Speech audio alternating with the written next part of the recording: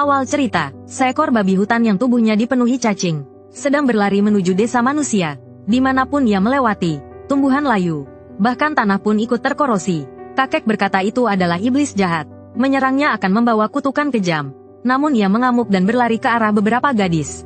Di saat kritis, seorang pemuda tetap bertindak. Satu anak panah tepat mengenai mata babi hutan. Ia menyerang balik dengan marah.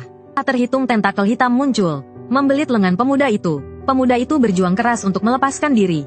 Satu anak panah penuh tenaga menembus titik lemah babi hutan. Babi hutan itu langsung roboh.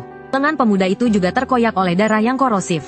Pendeta desa berdoa untuk babi hutan, berharap ia mau mengampuni pemuda itu. Tak disangka, babi hutan itu benar-benar berbicara. Manusia jahat yang terkutuk, rasakan penderitaan dan kebencianku. Setelah berkata demikian, babi hutan berubah menjadi tulang belulang. Kembali ke desa, bekas luka di lengan pemuda itu berubah menjadi kutukan. Pendeta wanita berkata bahwa ia tak bisa menghapus kutukan itu. Nasib pemuda itu tampak suram. Ia mengeluarkan sebuah bola besi. Inilah akar penyebab babi hutan berubah menjadi iblis jahat.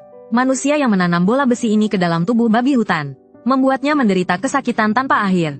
Itulah sebabnya ia berubah menjadi iblis untuk membalas dendam. Teknik pengerjaan besi ini berasal dari desa di barat.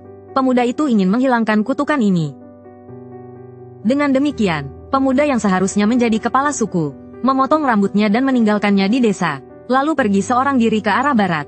Ia menyeberangi sungai dan melewati padang rumput. Dengan susah payah akhirnya menemukan sebuah desa. Namun desa itu sedang diserang oleh para samurai. Seorang wanita hampir menjadi korban kebrutalan mereka. Pemuda itu mengangkat busurnya untuk menyelamatkan.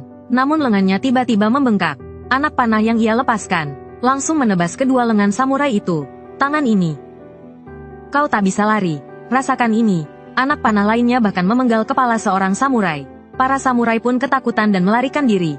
Pemuda itu menyadari bahwa kutukan ini memberinya kekuatan mengerikan. Namun setiap kali ia menggunakannya, warna kutukannya semakin gelap. Seorang biksu yang menyaksikan pemuda itu menyelamatkan orang lemah, merasa sangat kagum padanya. Setelah mengetahui bahwa ia terjebak dalam kutukan, biksu itu memberitahunya bahwa di hutan Kirin di barat, ada dewa binatang gunung, yang mungkin bisa membantunya menghilangkan kutukan.